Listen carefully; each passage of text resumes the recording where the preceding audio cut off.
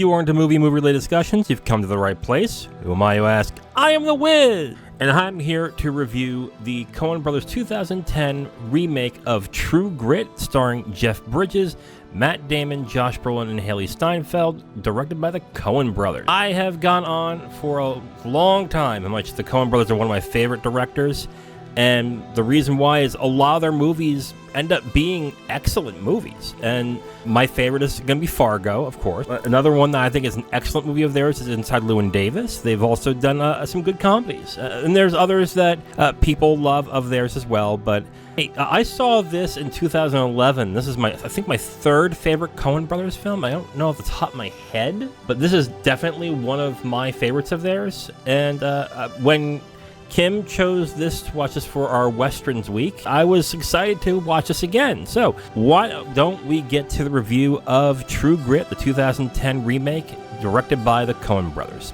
Yeah, as you can tell right now, Kim is not here. She got held up. She won't be able to do the review this week. Hopefully she'll be here next week. Okay, so I kind of gave it away already. I think this is a great movie. I think it is one of the Coen Brothers' best, which is saying something since the Coen Brothers have so many great films. This will probably remain my third favorite of theirs, but my rating is going to go up at the end of this, and I will state my reasons why. It is a very effective drama, but it really hones in on the best qualities of the Coen Brothers, where they have this really effective drama with some really good comedic bits that work, even though it's a little weird what they're doing in the movie, but it just really works in this movie. The Coen Brothers really get tone very well. In most of their movies, I should say. I watched Barton Fink about a month ago, and I gotta tell you, I did not like Barton Fink, but I know that's a very divisive movie. But this is one of their movies that the tone of the film really works in their favor. So let's get to particulars. Performances. Jeff Bridges is really good as Rooster Cogburn in this movie. He plays a surly marshal who is helping a girl find a guy kill their father. Jeff Bridges is really good in this movie.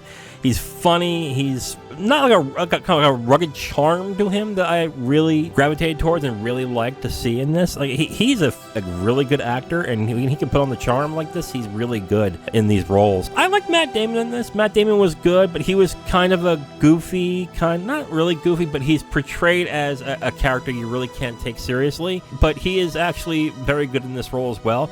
He's an actor I want to see him do more Coen films. I think he can really pull off good performances on them. And Josh Brolin as the villain, as Tom Chaney, I thought was pretty good, even though it's like a very limited role. I think he played that villain pretty well. But the best performance of this film, by far, is Hailee Steinfeld. Oh my God. One of my favorite performances from an actress. Period. Period. This performance is excellent. She's able to fit the tone, what the Coens need, and also carry the entire film and be its driving actor and driving force, all while keeping in tone with the other much more accomplished actors. And I think she was 14 when she made this. She did a fantastic job in this. When I do my favorite performances on the Sunday matinees, a lot of them end up being child actors, because it's always stunning to see such young actors be able to carry a film like this. I did it with Lindsay Lohan, The Parent Trap. I did with the actor who was in Come and See. I will not say his name again, because even though I thought I got it wrong the first time, I actually got it wrong the second time. So yeah, there's me on that. And of course, Keisha Castle-Hughes, I think, is one of my favorite performances of all time too. This one is as well. Hailee Steinfeld is amazing in this movie. Honestly, it's one of the best performances by an actress I have ever seen. It is an amazing performance. Let's get into writing. This is, of course, a remake of a film, which of that film was a adaptation of a book. Have I read the book? No, I even haven't seen the John Wayne version. It's something I want to see, but I have yet to see it. But the screenplay is really good in this. What I like that it does in this movie is all three of the main characters are flawed in their ways, but likable. And Jeff Bridges is a louse and a roughneck. And even though he tries to trick Maddie, who is played by Hailee Steinfeld, out of being in the chase, he does it in a way that's still kind of likable and charming. Like, he portrays the person as not trying to be someone who's tricking her, but really has his best intentions for her, all the while acting like he doesn't care. And he does that performance really well. Even though the beef is kind of a character that, you're not supposed to know much about, but he's kind of like a springboard off of certain scenes. He's written very well too, but Maddie had to be a really hard character to write and get down correctly, because you not only have to make her smart, you also have to make her charming, you have to make her likable, and you have to make her precocious on top of that. And it's a really hard character to actually get down right. Again, I haven't read the book. I don't know how the book does in that, and I bet the book, as beloved as it is, or as liked as it is, I should say, probably does it very well. But in a screenplay, you have to get a lot of things right in order to make that work. And I think the screenplay does an amazing job with that character specifically.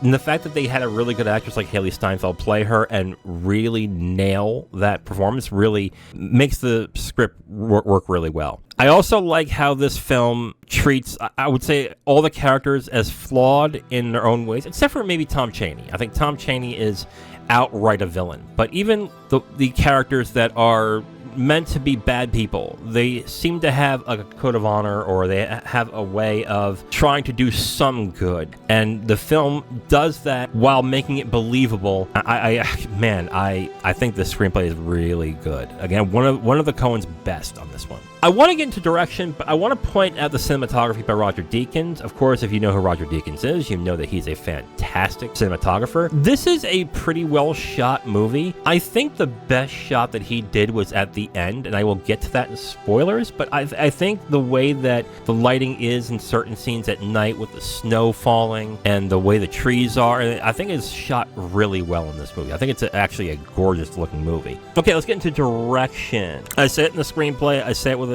throughout the entire review. The tone of this film is spot on. It is really hard to make this kind of movie work. The characters that it has, it's hard to keep it at a tone where it doesn't feel corny. And this movie doesn't feel corny at all. It actually is like a really well done adaptation. And the tone at which that the Coen Brothers keep it, they really have a great mix of humor and drama, and even the flourishes of violence seem to really work in this. I'm at a point now where I really don't like aggressive violence, or like really wanton and really unnecessary amounts of violence. Even when the small parts of it happen in this movie, it really worked. It's a PG-13 movie too, so it's not that grisly, but even when it happens, they're like, whoa, I wasn't expecting that. And I've seen this is my third time seeing it, so when those scenes happen, I was still like, oh yeah, I forgot about that. But with the Coen Brothers, their mix of humor and drama is what makes them one of the best out there, because they're able to find the right mix of what works. And they do an expert job with this too in this. Okay, so why don't we get into spoilers for True Grit, the 2010 remake directed by the Coen Brothers. If you have not seen it, you can come back when you're ready. We'll get started in 5, 4, 3, 2, 1. I'm going to spoil the ending. And what the ending basically is: Maddie and Rooster and LaBeef are at a camp. Rooster decides that the trail's cold and it's time to go back. And Maddie doesn't want to hear it. She wants to stay and keep going, but LaBeef says, nah, he's right. The trail's gone cold. It's time to go. They share words of encouragement and respect, and LaBeef goes. So they wake up the next day. Rooster's drunk, and Maddie goes to the river to get water, and here is Tom Chaney. Just by luck, she finds Tom Chaney. I won't go into the entire ending, but I think the ending, the way they did this, was actually really well done, especially with what happens at the end with Maddie and Rooster trying to get Maddie to a doctor at the end. And the way that scene is shot is really well done. It seems off-kilter.